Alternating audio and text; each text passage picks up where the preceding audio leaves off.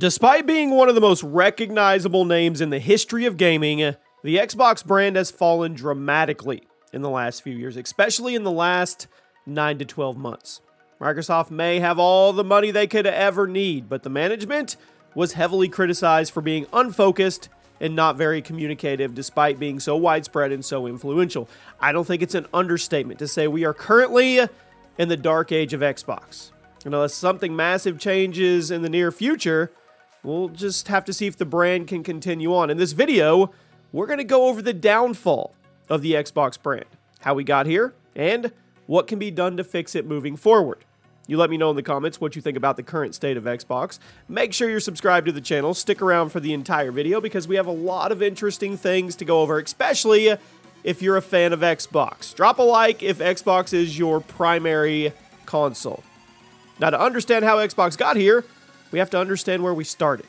Because remember, even though Xbox is in a really hard place right now, Microsoft started out incredibly strong, and the first decade of the Xbox brand was one of the most impressive in gaming history.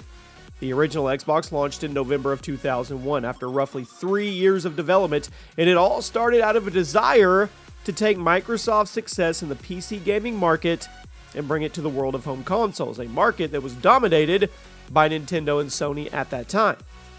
Now, by this point, Sega had seriously fallen behind in competition, and the market was ripe for a new contender, especially one like Microsoft, who was one of the biggest names in non-console gaming, thanks to the software like Age of Empires and DirectX.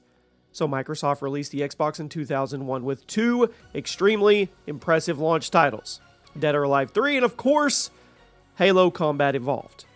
Halo completely reinvented the first-person shooter for console gamers and proved that Microsoft had what it took to compete with Nintendo and Sony. They stepped up their game even more a few years later with the creation of Xbox Live, a service intended to bring the online gaming capabilities of the PC to home consoles and to show off the awesomeness. Let's be real.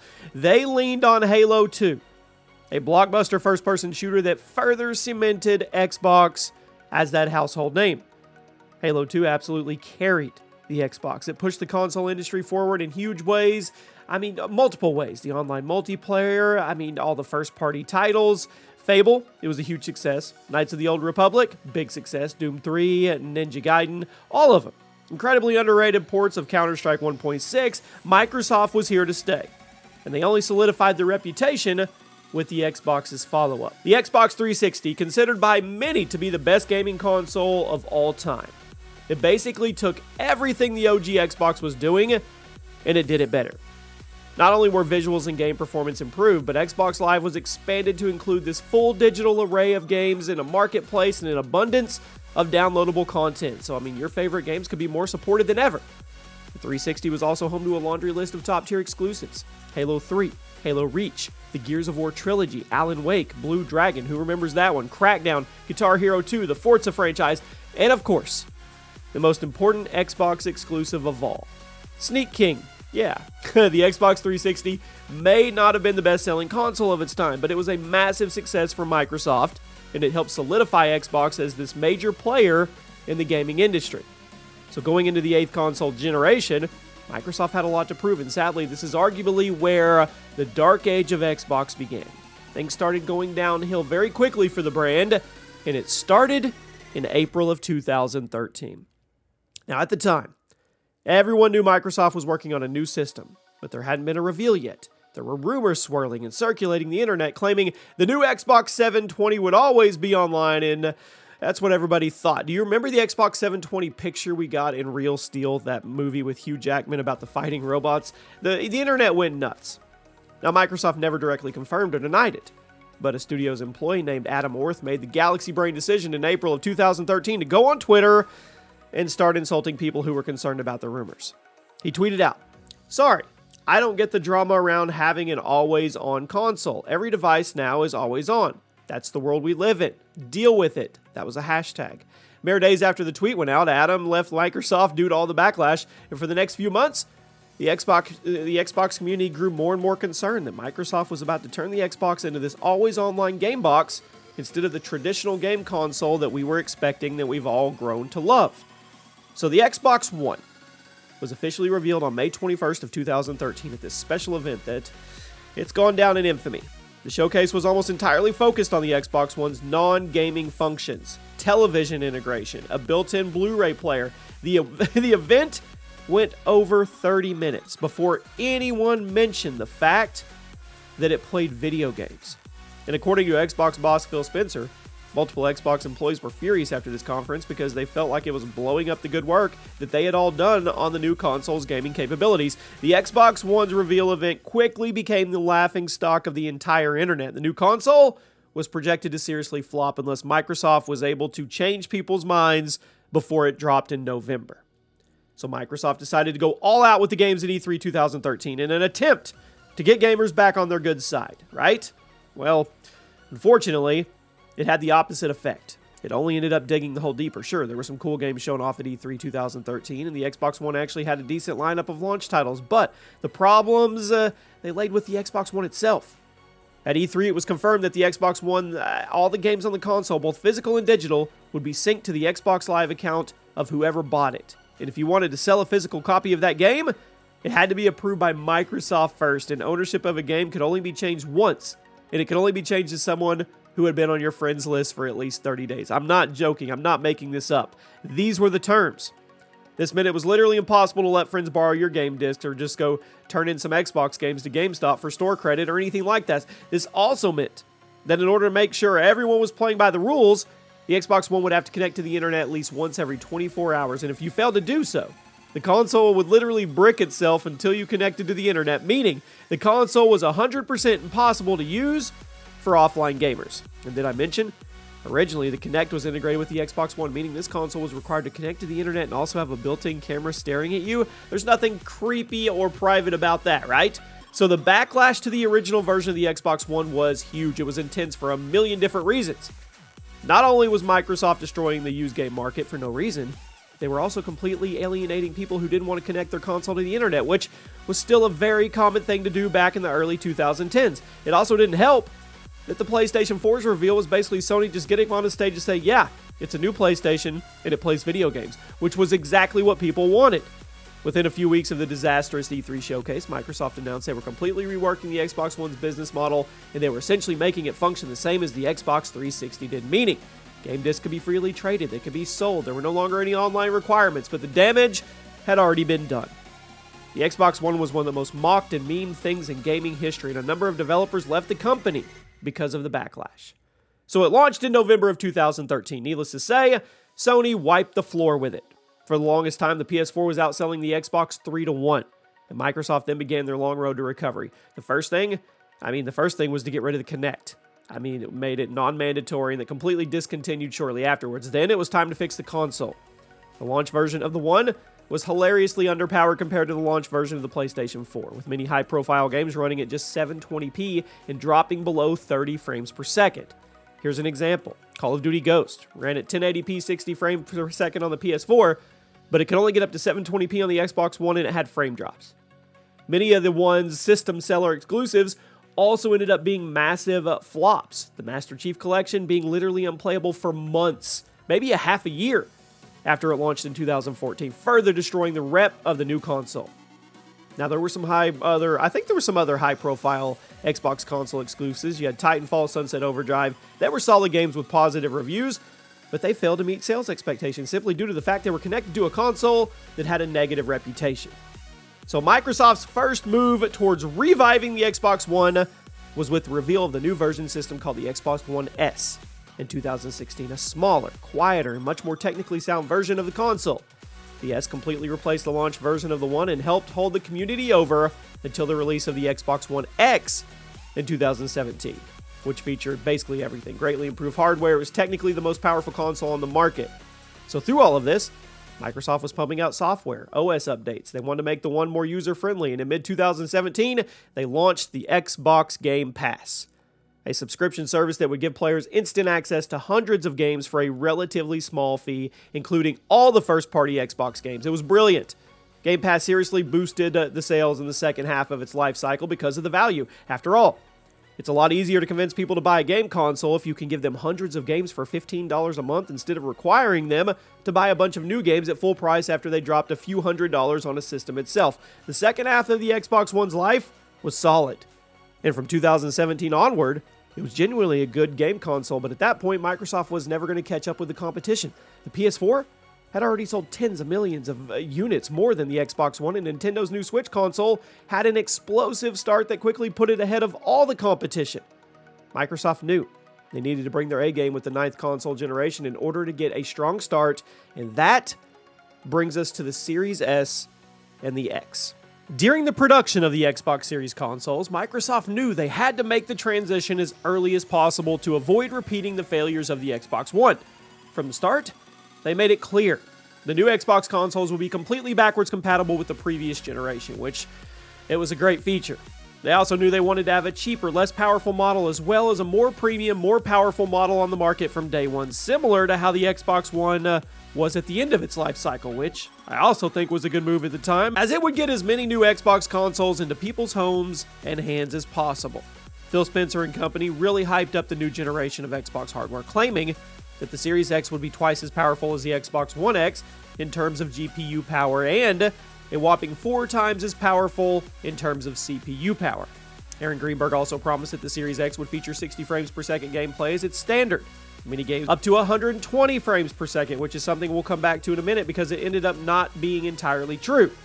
The Xbox Series S was advertised as the slimmed down, slower version of the X, but we wouldn't know that until later just how slimmed down it would be in terms of power and game performance. Gamers had their concerns about the Series consoles going into the launch, but overall, the gaming community was optimistic that Microsoft had their head on straight this time around. So, the Xbox Series consoles had a very strong launch, destroying the launch of the Xbox One, and in hindsight, the decision to release a cheaper variant on day one was a very beneficial thing during the 2020 hardware shortages. Now, the Xbox Series X and PlayStation 5 were extremely hard to get during the first year or two on the market, but the Series S, much more readily available thanks to the lower price and the more abundantly available hardware. During the first couple years of the 9th console generation, the Series S was by far the easiest console to get your hands on, and that did great things for initial Xbox sales numbers. But as time went on, Microsoft started to show that they still had some serious issues to work out when it came to their software. Xbox Game Studios revealed a ton of upcoming projects right around the launch of the Series X in an attempt to hype up the future of the ecosystem, but even to this day, many of those games are nowhere to be found. Fable, Perfect Dark, Hellblade 2, Forza Motorsport, Avowed, Elder Scrolls 6, State of Decay, Exomecha. They've all been hanging over our heads like this golden carrot for what seems like an eternity now, and it's not like the first party Xbox games that have come out have been satisfying. In fact, Xbox Game Studios has been releasing more disappointments than anything else over the last few years, and it's been doing a serious number on the console's rep. Halo Infinite, let's talk about it specifically. Serious disappointment. Continues to garner criticism from gamers worldwide with how mismanaged it's been. The game was in development for roughly 6 years. It was intended to be the revival of the franchise and the main system seller for the series console, and while multiplayer did get off to a strong start, the absolutely embarrassing post-launch support drove it straight into the dirt. The progression was terrible, the lack of content was unacceptable, and the bugs and performance issues, they were baffling given how long it was in development. While the campaign was decent, it was overshadowed by the sheer number of cut features in other departments. Halo Infinite was supposed to be the game that put Xbox back on top of the world. Instead, it just solidified everyone's concerns and fears about Microsoft's studio management. And according to a number of industry insiders, there's currently no plans for any more single-player Halo content in the future, which makes me personally sad. So following the massive disappointment of Halo Infinite and the lack of solid first-party games coming out, Microsoft needed a win in their corner, a big one. It also didn't help matters that as time went on, people started realizing just how underpowered the Series S was compared to other consoles on the market, often dropping below that promised 1440p resolution and 60 FPS target. There is a very long list of games on the Series S that can't get above 30 frames per second, which is unacceptable for a console released in 2020, no matter how budget it was supposed to be. But things got worse earlier this year with the release of Redfall, the latest first-party Xbox Game Studios launch. Developed by Arcane under the watchful eye of Bethesda, Redfall is an open-world first-person shooter that was heavily marketed as the next big thing for Xbox players. Following a number of delays, the game launched to an embarrassing critical panning because, not only was it crappy, buggy, and obviously unfinished, it was capped at 30 frames per second on both the Series S and the X, which seriously begs the question of what in the heck Microsoft was talking about when they said 60 FPS would be the standard output for the new consoles. Remember, Aaron Greenberg explicitly said 60 FPS, standard. Series X, what happened? I mean, how is it possible for us to be promised 60 FPS gameplay, but then a first-party game only manages to hit half of that a few years after the launch? What does that say about the upcoming games like Starfield and Elder Scrolls 6? I mean, if Redfall can't manage to get above 30, there's no way upcoming open-world RPGs pull it off. There's not. It also doesn't help that several other third-party AAA games have had serious performance issues on the Xbox, the most recent being Star Wars Jedi Survivor. Once again, capped out at 30 frames per second when playing the game in quality mode, which is not acceptable. And I know some of you may not see an issue with 30 FPS gameplay, but the issue is the fact that we were told something and it wasn't true.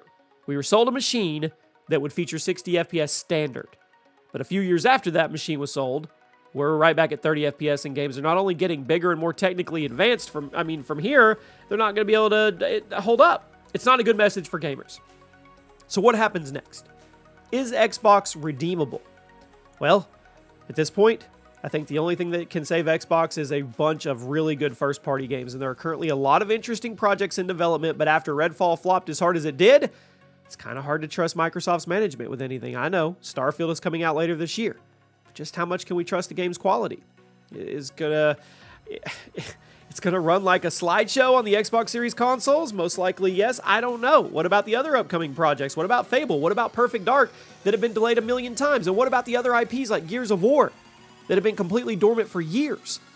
Microsoft keeps buying up companies, buying up studios, increasing their lineup of first-party developers. But that doesn't mean anything if you don't have any solid games, and it doesn't help your case when the third-party games aren't hitting the performance metrics that you promised we would get in hardware. Halo Infinite's a few months away from being completely dead, unless something major happens. I think we all know that's not going to happen, so genuinely, what does Xbox have in the pipeline for us that could save them? Honestly, I think Xbox's entire reputation is riding on Starfield. It scares me. Microsoft has bought up dozens of studios with the promise of delivering awesome first-party content, and that simply has not happened. Meanwhile, people have been waiting for a single-player Bethesda RPG arguably since the release of Skyrim back in 2011, which was 12 years ago. Sure, Fallout 4 launched in 2015, but many people will agree with me when I say it was more of an open-world FPS than a traditional Bethesda RPG. If we're talking true Bethesda single-player RPGs, the last one they put out, Skyrim. Yep. So there's a lot riding on Starfield. Wasn't the phrase Skyrim in space said somewhere? Not only does Bethesda's reputation as a single-player developer ride on this game, but Microsoft's rep as a studio manager is right there too. After the embarrassments of Halo Infinite and Redfall, they need a win. With a game as high-profile and hotly anticipated as Starfield, I mean, they need it. The absolute crap storm that will break out if it ends up sucking will be massive. It's not an understatement to say Microsoft's rep as a first-party publisher is riding on the success of Starfield, and following the flop of Redfall, honestly wouldn't be shocked at all if it's delayed again so they can make sure it's worth it. Now, other than Starfield, there's a couple rumored projects I think could end up pulling Xbox out of the mud at least a little bit. For over a year now, there have been rumors of a Master Chief Collection-style re-release of the Gears of War trilogy featuring the campaigns, the multiplayers, Horde mode, all of that from the first three games, which that would be pretty amazing to bring fans to back in the series or get new fans, right? Encourage them from the Xbox 360 days. I hope the rumor's true. Microsoft goes above and beyond to make sure it doesn't launch with the problems of Master Chief Collection. It could be a win. In addition to a possible Gears Remaster collection, I do think there will be a decent amount of hype around the Fable reboot, but according to industry insiders, that game's having issues in development. It's still likely 2 years away, which probably is not what you wanted to hear. I mean, I guess Perfect Dark will have some hype, but I've also been hearing that game isn't coming anytime soon. So I don't know what to say here. I've never seen a company buy so many developing studios and publishers and then struggle this much to release good games. Yeah, basically it all rides on Starfield. I'm not saying Xbox is going to completely die if Starfield sucks or fails to meet expectations, but unless Starfield scores at least an 88 on Metacritic, people simply are not going to trust the Xbox game studios. That's just the way it is. It's depressing to see how far the brand has fallen with that, but that's the world we're in right now. I'm not happy about it, but I'm not going to kid myself anymore about it either. So there you go. Where do we go from here with Xbox? Well, time will tell. I'm a fan. I've always been a fan since I opened the original Xbox, put in Halo Combat Evolved, and played all night. So wishful thinking is, they'll figure it out. Let me know what you think. Thank you for watching, and I'll see you soon.